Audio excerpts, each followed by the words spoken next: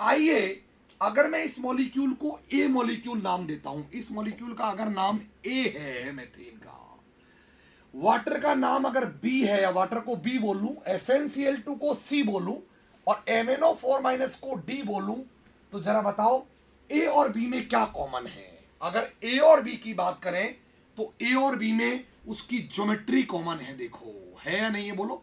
Yes, ए और B की geometry common है, लेकिन ए और बी का शेप डिफरेंट है। देखिए शेप दोनों की डिफरेंट है, अलग अलग है। ये टेट्राहेड्रल है और वो बेंट है। आओ अब बी और सी की चर्चा करें तो अगर बी और सी की चर्चा करेंगे तो बी और सी में ज्योमेट्री डिफरेंट है। बी और सी में ज्योमेट्री डिफरेंट है, बट इनकी शेप जो है वो आइडेंटिकल है। गौर करने वाली बात यह है, शेप आइडेंटिकल है और ज्योमेट्री डिफरेंट है। अब अगर ए बी सी और डी को आपस में कंपेयर करें तो जो डी की ज्योमेट्री है वही ए की ज्योमेट्री है, वही बी की ज्योमेट्री है। इट मींस और ब्रॉड वे में बोले तो और ब्रॉड वे में हम एक्सप्लेन कर सकते हैं कि ए बी और डी तीनों की ज्योमेट्रीज सेम है। बट अगर शेप की बात करें तो केवल और केवल या तो बी डी की शेप सेम है, या तो बी और डी की शेप सेम है, बोलो बेटा जी, या फिर ए और सॉरी बी और सी की शेप सेम है, या फिर ए और डी की शेप सेम है। इट मींस अगर मैं इन सबको आपस में समझूं तो मैं कह सकता हूं A B D same geometry रखते हैं और A D and B C same shape रखते हैं, आइडेंटिकल शेप रखते हैं। तो सवाल उठता है ए बी डी को आपस में किससे रिलेट किया जाए, क्या कहा जाएगा।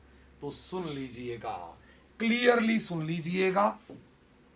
ज्योमेट्री और शेप के बेस पे हम मॉलिक्यूलों को दो हिस्सों में डिवाइड करते हैं, जिनकी आइडेंटिकल शेप होती है।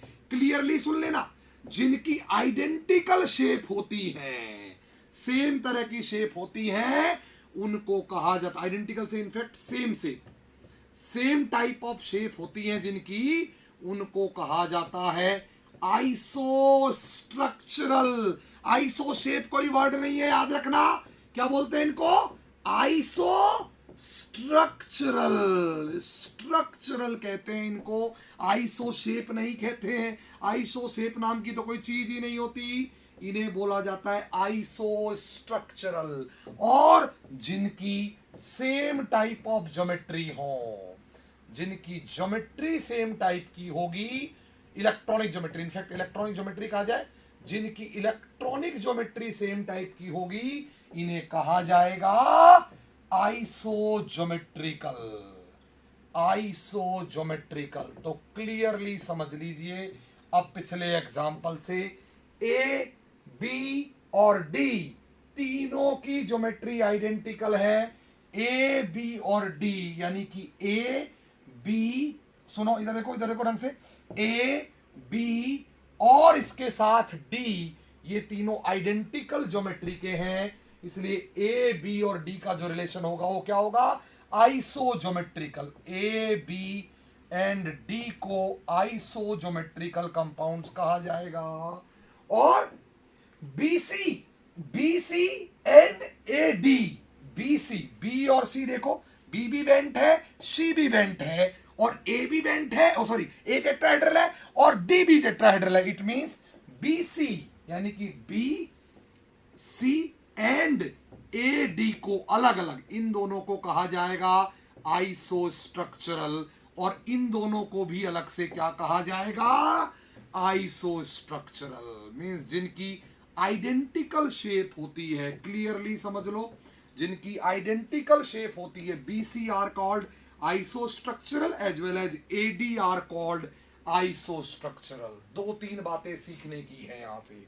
इतना लंबा चौड़ा मैंने क्यों लिखा है? पहली बात, आइसोज्योमेट्रिकल होने के लिए या आइसोस्ट्रक्चरल होने के लिए हाइब्रिडाइजेशन से कोई मतलब नहीं होता। इट मींस ये कुछ भी लिखा है इससे कोई फर्क नहीं पड़ता। देखो ए बी का हाइब्रिडाइजेशन सेम है, लेकिन ए बी डी का हाइब्रिडाइजेशन सेम नहीं है, डी ए बी से अलग अलग है। इट मींस हाइब्रिडाइजेशन का ना आइसोज्योमेट्रिकल में कोई रोल है ना आइसो स्ट्रक्चरल में कोई रोल है। क्लियरली समझ लेना, हाइब्रिडाइजेशन का कोई रोल नहीं है ना आइसो स्ट्रक्चरल में ना आइसो ज्योमेट्रिकल में। इट मींस ये कंफ्यूजन हम हमेशा के लिए दिमाग से निकाल सकते हैं कि हाइब्रिडाइजेशन और ज्योमेट्री शेप में आपस में कोई संबंध दूर दूर तक नहीं होता। हमने ड्रॉ किया, अगर आपको सेम टाइप ऑफ शेप चाहिए, अगर आपको आइडेंटिकल टाइप ऑफ शेप चाहिए, तो ये डिपेंड करता है उसमें same number of sigma bond होने चाहिए and same number of lone pair होने चाहिए। केवल और केवल तभी ट्रू है जब ये भी ट्रू है और ये भी ट्रू है, दोनों बातें अलग अलग ट्रू होनी चाहिए।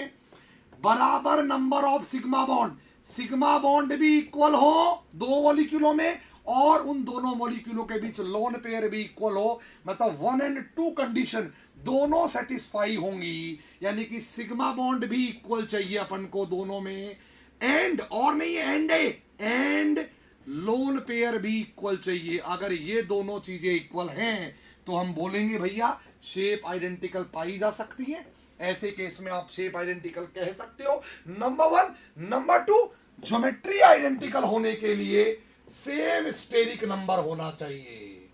Same steric number, same steric number से मेरा मतलब क्या है, मतलब lone pair plus sigma bond का जो सम है, जो सम वह क्या, वह इंडिविजुअली दोनों अलग अलग हो, समझ रहा, यहां दोनों सेम होने चाहिए, यहां दोनों सेम होने चाहिए, सिग्मा बॉन्ड के नंबर भी सेम हो, लोन पेयर के नंबर भी सेम हो। यहां इन दोनों का जो सम है, लोन पेयर और सिग्मा बॉन्ड का जो सम है, ये सेम होना चाहिए अगर आपको ज्योमेट्री सेम चाहिए तो, और इस सम को कहा जाता है steric number. It means clearly आप कह सकते हो अगर दो मॉलिक्यूलों के बीच सेम स्टेरिक नंबर है, स्टेरिक नंबर अगर सेम है तो नॉर्मली उनकी सेम टाइप ऑफ ज्योमेट्री होगी, शेप की कोई गारंटी नहीं है, सेम टाइप ऑफ ज्योमेट्री होगी, राइट और नॉट, ज्योमेट्री सेम होगी उनकी। फॉर एग्जांपल अगर आपसे मिथेन, अमोनिया और वाटर की चर्चा करें, अगर इन तीनों की चर्चा करें तो आप क्लियरली कह सकते हैं यहां पर 4 सिग्मा 0 लोन पेयर, यहां पर 3 सिग्मा 1 लोन पेयर, यहां पर 2 सिग्मा 2 लोन पेयर। बोलो बेटा जी, इट मींस इनका सम सेम है, इनका सम सेम है तो इसकी इन तीनों की ज्योमेट्री सेम होगी, इनकी ज्योमेट्री सेम टाइप की होगी। लेकिन इनमें लोन पेयर सेम नहीं है, इसमें लोन पेयर अलग है, इसमें लोन पेयर अलग है और इसमें लोन पेयर अलग है, इसीलिए इनकी शेप आइडेंटिकल नहीं हो। आइडेंटिकल शेप होने के लिए ये भी इक्वल होने चाहिए थे, ये भी इक्वल होने चाहिए थे और ये भी इक्वल होने चाहिए थे, जबकि ज्योमेट्री के लिए केवल इनका सम इक्वल होना काफी है। तो ये बात आपको समझ में आ जानी चाहिए। स्टेरिक नंबर आपकी ज्योमेट्री में हेल्प करेगा, स्टेरिक नंबर आपकी ज्योमेट्री में हेल्प करेगा, वो आपकी शेप में हेल्प नहीं करेगा। It's never going to help in shape, right और नॉट। शेप में आपको इंडिविजुअली लोन पेयर्स पे जाना पड़ेगा, number of lone pair, and number of sigma bonds पे इंडिविजुअल जाना पड़ेगा, अलग अलग जाना पड़ेगा। मैं कह रहा हूं अगर same number of lone pair and sigma bond है तो वो गारंटी से आइसो स्ट्रक्चरल होंगे, इसमें कोई दो राय नहीं, आइसो स्ट्रक्चरल होंगे, इसमें कोई डाउट नहीं, कंफर्म। लेकिन ये तो ट्रू है, इट्स ट्रू, राइट और नॉट, बोलो बेटा जी, ये स्टेटमेंट ट्रू है पक्का। बट अगर आइसो स्ट्रक्चरल है, अगर आइसो स्ट्रक्चरल है तो उनमें same number of lone pair हो, ये ट्रू नहीं है, ये फॉल्स है, ये इंडिकेट नहीं करेगा, मींस वाइसे वर्सा ट्रू नहीं है, ये फॉल्स है, ये ट्रू है बट ये ट्रू नहीं है।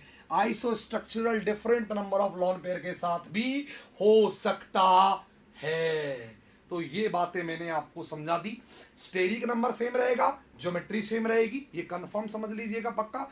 और अगर सिग्मा बॉन्ड और लोन पेयर दोनों सेम है, सिग्मा बॉन्ड और लोन पेयर दोनों सेम है, तो शेप भी सेम होगी। पर कभी कभार लोन पेयर डिफरेंट होने पे भी शेप आइडेंटिकल हो सकती है। Confirm confirm confirm.